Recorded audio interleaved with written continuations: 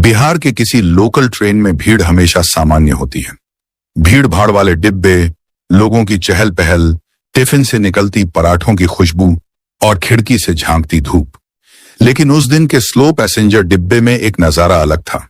एक बूढ़ा आदमी, उम्र लगभग 80 साल, पतली काया, झुकी हुई पीठ और गंदे काले से कपड़े पहने, ट्रेन के कोने की सीट पर बैठा था।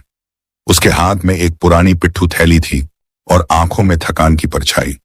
उसकी चप्पलें टूटी हुई थीं और चेहरा ऐसा जैसे जिंदगी ने कई सफर उसके शरीर पर लिख दिए हों। वो चुपचाप बैठा था, किसी से नजरें मिलाए बिना, खिड़की से बाहर देखता हुआ। पास बैठे यात्री भी उसे देख रहे थे, लेकिन किसी ने कुछ नहीं पूछा। ट्रेन ने स्टेशन छोड़ा ही था कि एक आवाज गूंजी, टिकट, टिकट दिखाओ। टीटी, ट्रेन टिकट एग्जामिनर, उम्र लगभग 40, साफ सफेद शर्ट, काली पैंट, कंधे पर बैज, तेज चाल में डिब्बे में घूम रहा था। एक एक करके टिकट जांचते हुए उसकी नजर बूढ़े आदमी पर पड़ी। अरे बुढ़े, टिकट है क्या? उसने रूखे स्वर में पूछा।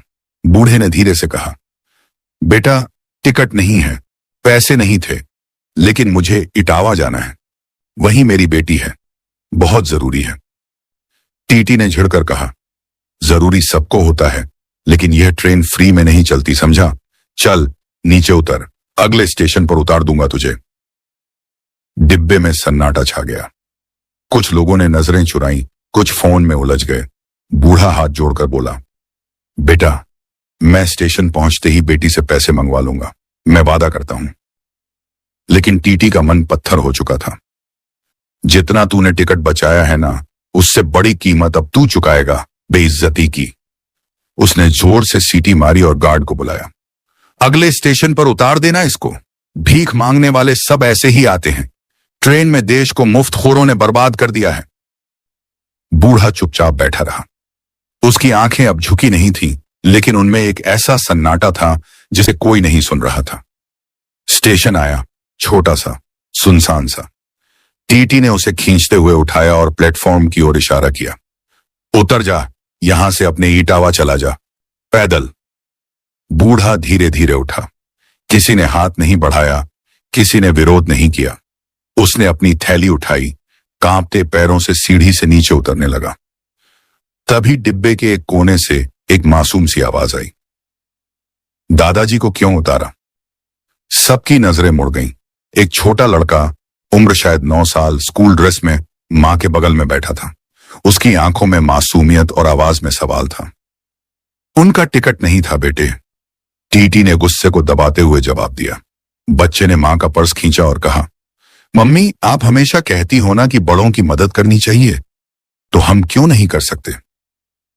उसने मां की ओर देखा, फिर सबके सामने जाकर कहा, मैं उनके लिए टिकट खरीदूंगा, मेरी गुल्लक में पैसे हैं, प्लीज अभी के लिए दे दो, मैं घर जाकर वापस दे दूंगा। डिब्बे में एकदम सन्नाटा था। बच्चा टीटी की जेब में जबरदस्ती कुछ पैसे ठूसते हुए बोला, प्लीज अंकल, दादाजी को मत उतारो। अब टीटी के चेहरे पर भी झिझक थी। एक पल को वो रुका, फिर नीचे उतरते हुए उस बूढ़े आदमी के पास गया। टीटी के कदम भारी हो चुके थे।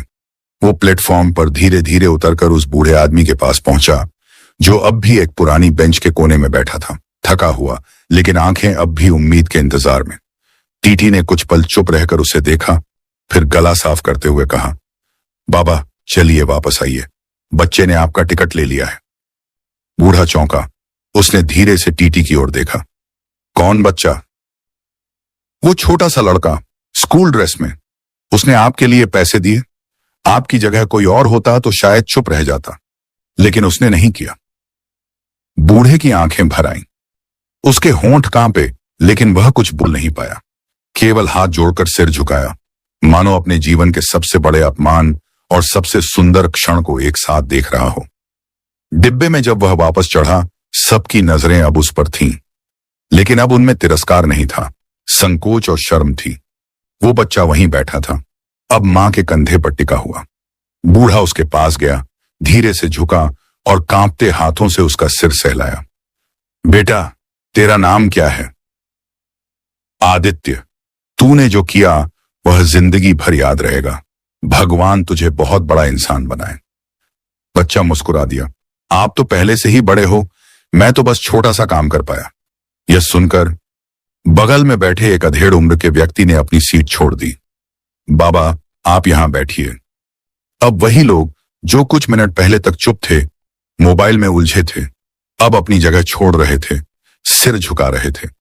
उनमें अपराध बोध था और इस मासूम बच्चे के कारण उनकी आत्मा जाग चुकी थी। टीटी भी वापस डिब्बे में आया। उसकी आंखों में अब वह अकड़ नहीं थी। वो बोला, माफ कीजिए बाबा, ड्यूटी करते करते कभी कभी दिल कठोर हो जाता है, पर आज यह बच्चा याद दिला गया कि इंसान पहले बनना जरूरी है। बूढ़ा मुस्कुराया। गलती आपकी नहीं, यह जमाना ही ऐसा हो गया है जहां हर बुजुर्ग को झूठा, हर भूखे को चोर समझ लिया जाता है। लेकिन आज इस ट्रेन में एक छोटा बच्चा हमें बड़ा बना गया। ट्रेन ने फिर से चलना शुरू किया।